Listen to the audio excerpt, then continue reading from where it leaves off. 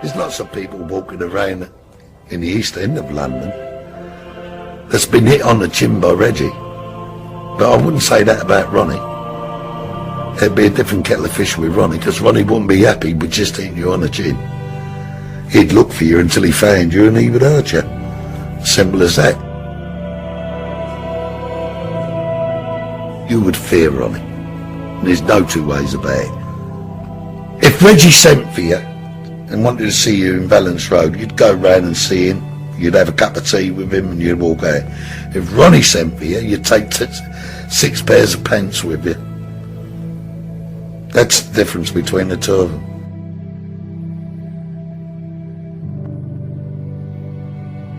He was feared, and anybody that said they wasn't frightened of him is telling lies. You know, I mean, I've heard loads of rubbish in the papers and seen all the rest of it, and I tell you what, if the man was alive today, they would be shitting themselves, you know, in case he did ever get out. Reg all his life had this thing that he had to look after this sick, unstable, identical twin brother, and he did look after him. The only trouble was the unstable, mentally sick twin was the dominant. If Ronnie hadn't been quite so balmy and hadn't killed George Cornell because he's supposed to call him a fat poof, they'd be stone rich geezers. They were in most of the frauds in the East End, a lot of protection, a lot of rackets. They really, really didn't need to kill people. But once that killing had happened, then that increased their terror ratio enormously, you see, particularly with Ronnie.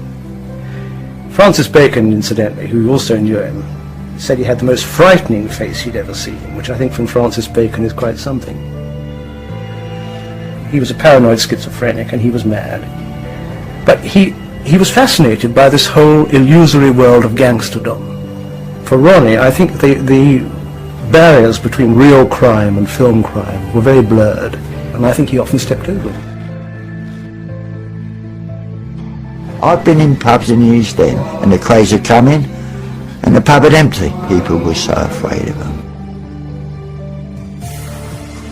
They had a very driving force behind the two of them, and being twins and brothers, they urged each other on and tried to, like one would try and do better than the other one. I've done that, you know, I've got this and I've managed to do this.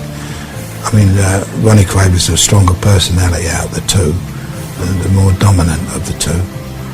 But you knew they was for fame and maybe not fortune, but they was going to make their mark on the world, you know, from young, you knew that.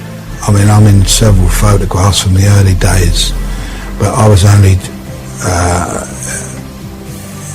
trying to keep a low profile, even though I was there at these different events and meetings over the years. I was, a lot of people didn't really know why I was there or what I was up to or what I was doing, but they invited me to lots of openings of different gymnasiums and clubs, and I was put in different bits of action that they had going, because they needed me as an ally, you know, because it would give them a bit more strength to know that I was behind the scenes, who could come in with a sort of counter punch, or if they needed any help. And I think I must have helped them to get to where they were, you know, by being associated with them. To be honest with you, all I know is there's 7 people that they have killed. There's probably more, I don't know, but there's 7 people that I know that they have killed. I think they were so carried away by the role they'd got themselves into as gangster killers, they had to do it finally. So Ron murdered George Cornell in the Blind Beggar pub. His bloodlust was sated for a while, but somehow it wasn't enough. He knew the taboo on killing had to be broken again on the Krays' bloody road to fame. The twins had a twisted plan for fame. They would murder their way into the history books. The twins' competitiveness was escalating dangerously. Reg was under pressure to emulate his homicidal brother Ron and kill someone. They were always in competition. And it's this strain between the two of them, that one side of them, they adored each other, they lived for each other, and the other side, they hated each other. So far, violence had rewarded them well. They fulfilled their West End dream and bought a nightclub, Esmeralda's Barn. They hoped the club would provide the key to the glittering society they craved. I think they always longed to be part of the establishment. Rather like the American mafia godfathers becoming legit. They would have loved to have been legit and to have been accepted into the other world. Not the underworld, but the above the ground world. And their great bid for this was that when they left the East End, bought Esmeralda's Barn, and moved into Knightsbridge. And if you saw them two walk into a nightclub, suited and booted, respectable, they'd just sit there quietly, look around, and they had that look about them, you know what I mean, that nobody would mess around. I think it was rather like the arrival of a film star. And this was the George Raft effect.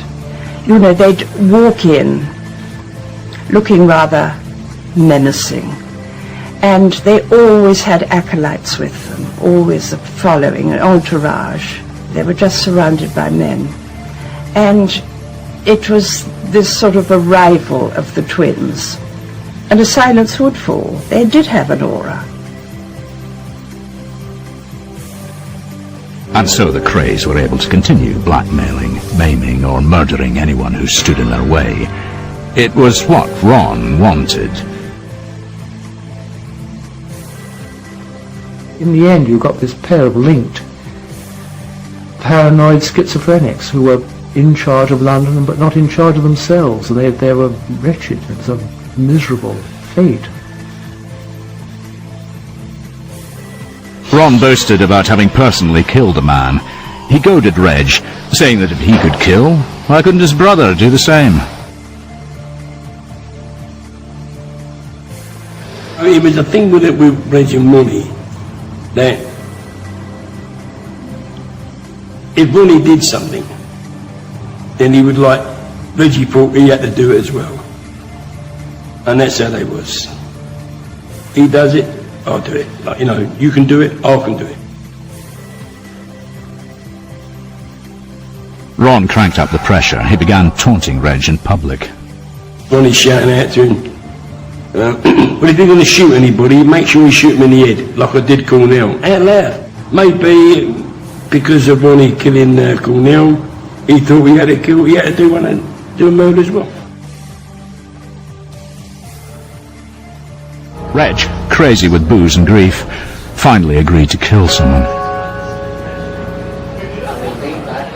And Reggie, I've got to go and do something. He's winding me up, he's driving me mad.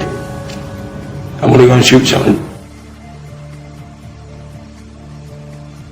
Reg chose his victim. He would be a likeable Irish robber called Jack McVitie, nicknamed Jack the Hat, because he always wore one to cover his baldness. McVitie believed the Krays had swindled them out of several £1,000s. He told anyone who would listen he was going to shoot them. If a man's going around saying, he's going to kill me, he's going to kill it, I don't blame you or anybody else for killing a person who's going around saying he's going to kill you. Keeps going on saying it. On October the 28th, 1966, members of the firm told McVitie there was a party at a private apartment. When he arrived, the twins were waiting. Reg was behind the door with a gun. Ron stuck a glass in McVitie's face. Reg tried to shoot McVitie in the head, but his gun jammed. He grabbed a kitchen knife and butchered McVitie brutally. He didn't deserve to die like a rat. And so Jack the Hat McVitie was murdered by Reg because Ron pressured him to kill, just as he himself had done a few months before. Both twins were now killers and bonded in blood. Because the nature of homicidal schizophrenia is that it gets worse. And also, as the battles went on between them, the battles for dominance continued and got worse and worse. McVitie's body was never found. The twins made sure all their victims simply disappeared off the face of the earth. The Kray twins' lives were now in crisis. Ron's desire to be a famous gangster ratcheted up the violence, and Reg was submissively going along with it. They had to behave like Jimmy Cagney would, or any of the old George Raft, or any of the guys in their gangster movies. The role demanded it, and they went out and they did it. Reg felt the death of Jack the Hat would mean trouble, and it did.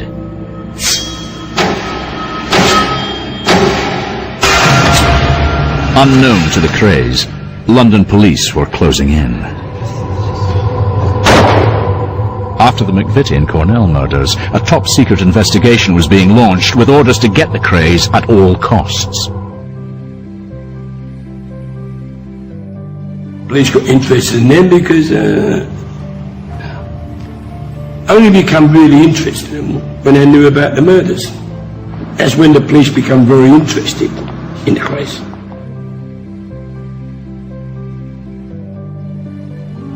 The Krays got wind of the investigation, but it was already too late. On the morning of May the 9th, 1968, the criminal empire of London's most feared gangsters would crash around them. A special police task force had patched together evidence linking the Krays to the murders of George Cornell and Jack the Hat McVitie.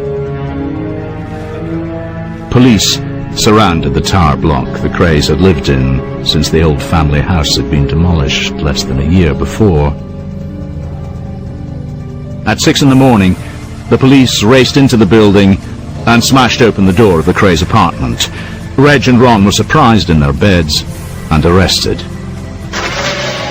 The Krays' 10-year reign of terror was finally over, but their legend was only beginning. In 1968, London's most notorious gangsters, the Kray twins, were finally brought to justice. Throughout their lives they had stuck together, plotted together, fought together, even killed together. And now they were going to prison together.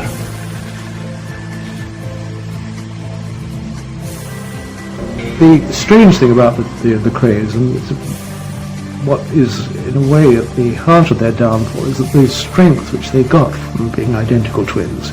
But at the same time, it was that which destroyed them. The Krays' trial created a sensation. I was very shocked by the change in their appearance, because you could see Reg's life was written on his face, and he wasn't happy. He wasn't enjoying it at all. I think he was terrified. He knew that he was not going to see the light of day again. And Ronnie was off to the moon. He really didn't have a clue what was happening to him. Ronnie saw me from the dock, and he wrote me a little note, which he handed down, saying, "Dear Miss Lethbridge, you're more beautiful than ever. When I get out of this, I'm going to take you to the moon." And I'm quite certain that he believed it. The twins were sentenced to 30 years imprisonment, the longest murder sentence handed out by an English court. They became Britain's first celebrity convicts. Over the years, the Krays' notoriety grew into a legend. A stream of people came to visit them.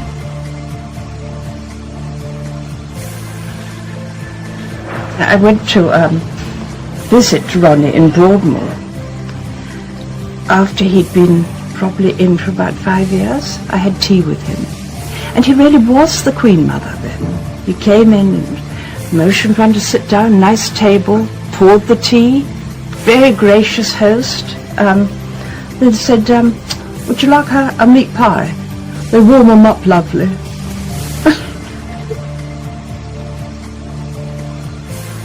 The twins received a deluge of fan mail and even proposals of marriage. Everybody likes a gangster, particularly if he's a killer. Amazingly, Ron got married, not just once, but twice. His second wife was a good-looking former kissogram girl called Kate Howard. His fellow criminals were baffled. Why would he get married? He liked fellas. Why the young women marry lots of funny old men who have a lot of money or a lot of fame? They were famous. They were names. They were celebrities. They were up there. The truth was that Ron got married for publicity, to help the legend. And Reg also married again, this time to Roberta Jones, a woman 26 years his junior. On March the 16th, 1995, Ronnie Kray collapsed and died from a heart attack. He was 62. The twins were finally separated by death, the only thing that could come between them. Ron was given a royal funeral, orchestrated from prison by his grieving twin Reg, who was given special permission to attend. And they left from undertakers in through Green Road with a horse-drawn cortege. The streets were packed as though for a royal occasion.